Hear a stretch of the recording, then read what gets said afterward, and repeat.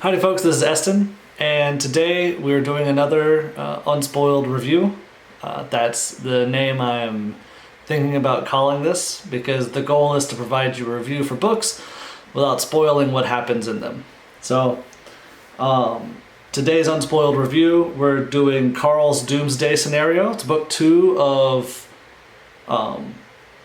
the Dungeon Crawler Carl series. It's written by Matt Dinniman and narrated by Jeff Hayes. So I read all 3 of the books before starting to even write any of the reviews. I just couldn't put them down.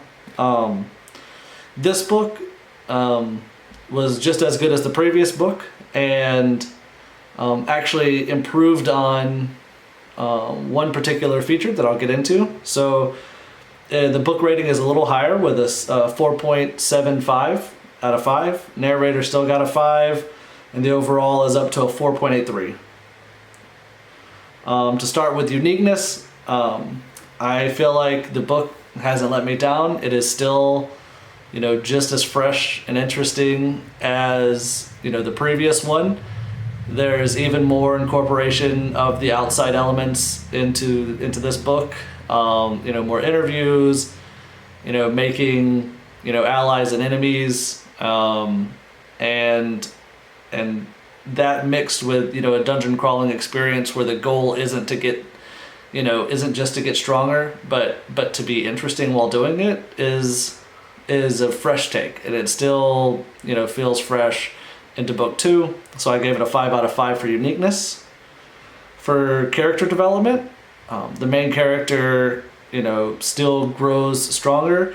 And I would say with this book, with this series, the main character's development is primarily in, the way of the hero. And what I mean by that is, the world around you, especially in different books, tries to form you to become a specific way. And the main character is trying to break out of that mold and be, the person that he feels like is the right person to be, even if it's not the best person to keep him alive. And so he would rather be right and be good than he would be to be alive. And, when he first got into the dungeon, survival was the big mindset, and that still is very important. But he's slowly starting to transition into like a mindset of, I still want to be human. I don't want to come out of this and be some type of monster who, killed everyone that I needed to be able to survive. And that's what I feel like is his main growth. So, yes, in this particular book, there is class and race selection. And so we get to see what choices he made and his sidekick, or main character, if you prefer the cat as the main character, but that just doesn't make as much sense to me.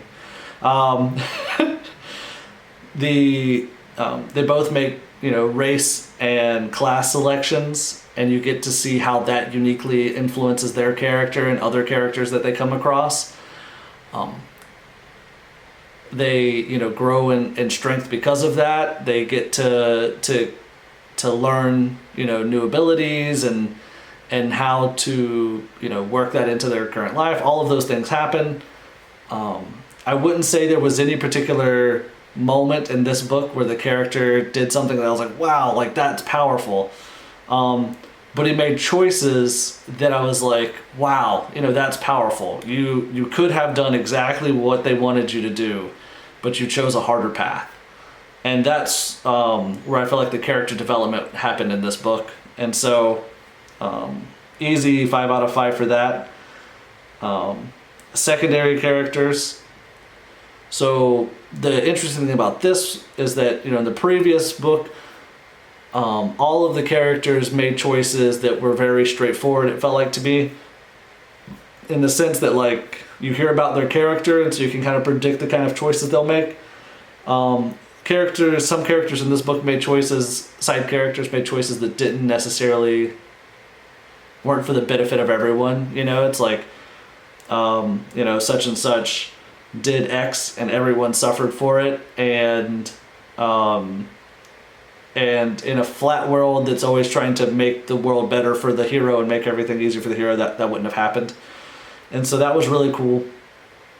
But the big boon in this book that increases its rating in the side characters is that they have a new member on the team. And so they, the dynamic duo are trying to figure out how to incorporate a new member, that they don't really know all of her capabilities and what all she can do, and while trying to maintain their dynamic and trying to maintain their same presence, in the audience and that kind of stuff. And so there's a lot of interesting choices that are made there. And so, and a lot of, important conversations that happen. So I gave it a 5 out of 5 for side characters. The magic system I still have as a 4 out of 5. It, once again, is just not the main focus of the book. The AI and the class development and all of that stuff is interesting, but it's not really novel and it's not very much explored. Nor is it exploited to a huge degree. And so it just doesn't feel intricate enough to give it more than a 4 out of 5. And so that's what it got. It's interesting, it's good, but just not really the point. And so until I get some better ideas as to how to rate books that don't have a strong focus on magic systems, then, that's the kind of rating you'll get for this type of thing. So feel free to comment on that. For the narration, I can't really say any more than I did the last time. Jeff Hayes does a great job for both the main character and the side characters, so vocal cast and dynamic voicing gets a 5 out of 5 because for each and every character, they sound unique. They have emotion, that is very clear and obvious. You can tell how they feel. You can tell when they're angry. You can tell when they're sad. And it gives depth to the book. And so there's nothing more you could have asked there. So Jeff Hayes did a great job. Tags, same type of tags from the previous book, 18 and up.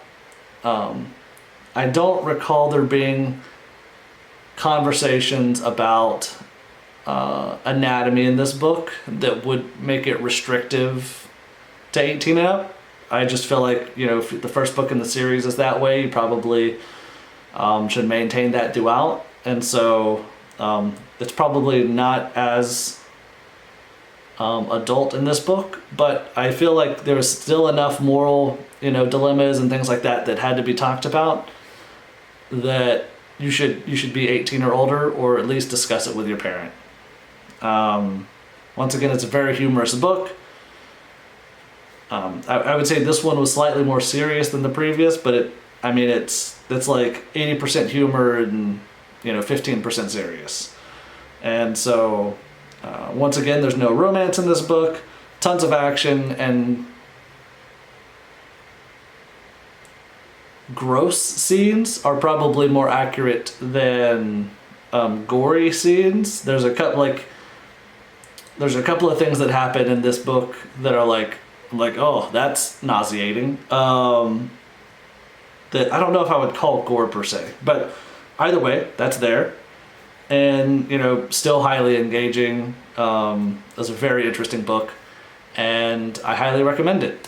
So, just an overview. The book as overall got a 4.83. The narrator was a 5 again, and the book increased to a 4.75. And go listen to it immediately. It's a very well done book. It's a very novel idea from my perspective. And that's it. Like, subscribe, comment. I don't really get any comments about how to improve the different ratings, so that makes me think I'm doing a good job. I take that perspective on it. If you think that there's some ways to improve it, please let me know. And once again, I listen to Audible, so there'll be a link for that. There is a nutritious lunch shake mix that I leave a link to, just in case you're interested in something like that. And the Patreon link is also there, which just supports me, and I haven't decided what to add to that to make it more worth it for you, except for that it keeps me motivated. And so that's it. That is book 2, Carl's Doomsday Scenario. See ya.